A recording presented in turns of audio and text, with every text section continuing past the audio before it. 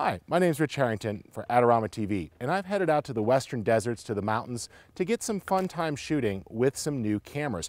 Now, I've headed out with some Nikon cameras, and I want to tell you today about the Nikon D610. Let me let you know that I'm a Nikon D600 shooter, so this was a natural fit for me to like this camera. It really builds upon what's good about the D600 and fixes some of the things that people weren't happy about. This is one of those cameras that's just the sweet spot of giving you the most bang for your buck. It gives you a full frame sensor and a ton of other features at a really reasonable price. First off, the camera's seen a bit of improvement. We've had a dynamic range increase of 2 stops with the camera, which is nice. I do a lot of high dynamic range photography. I was also doing some shooting out here at night, long exposure type stuff, and the increased dynamic range definitely helped with this camera. It really worked well. The sensor inside the camera, that's a really great value to be getting that type of processor, the XSpeed 3, in this camera body. Now, you end up with a full frame, 100% coverage when you're looking through the viewfinder. It's nice to be able to see all the way through there and know that you're getting absolutely everything in the viewfinder. And it's a 24 megapixel image. For me, the 24 megapixels is a good balance of size and quality.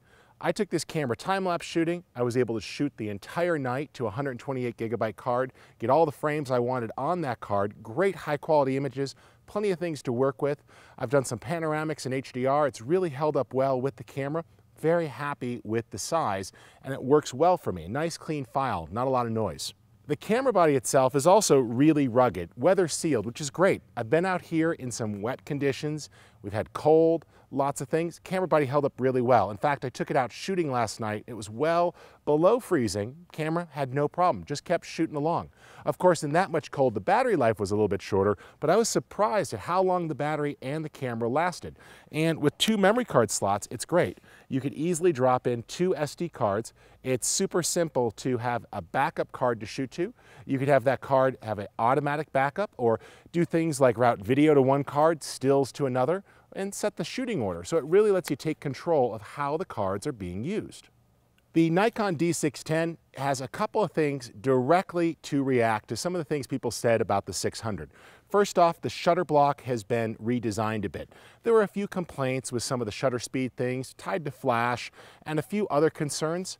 Nikon says that it's addressed those, so you'll want to go ahead and dig into some of the reviews over at Adorama.com to see if people feel happy.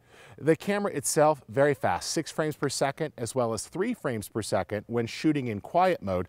In fact, you've got all those dials right there, continuous high, continuous low, quiet continuous, as well as a built-in timer, including a built-in intervalometer if you need to shoot time-lapse, which I really like.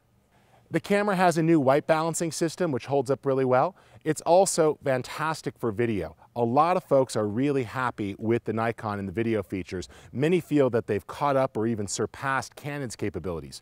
422 uncompressed video options to be able to pass out through the HDMI port, which is great if you want to go to an external recorder. Great color fidelity.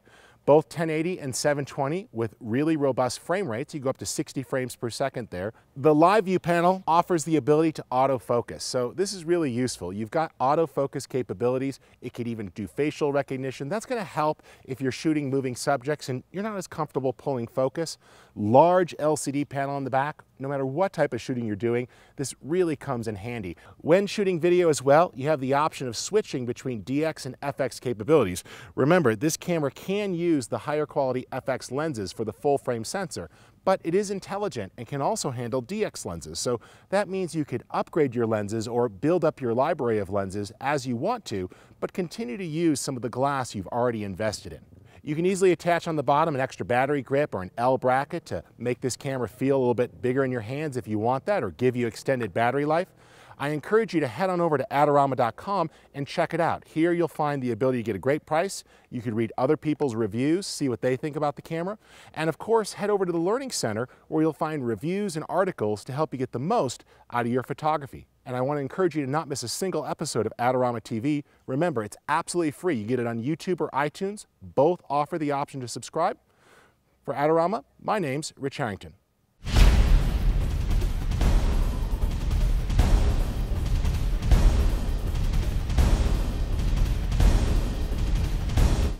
For all the latest photography, video, and computer gear, visit Adorama.com. Place your order by 8 p.m. and it ships the same day. Plus, next time you're in New York City, be sure to visit our store located on 18th Street between 5th and 6th Avenue.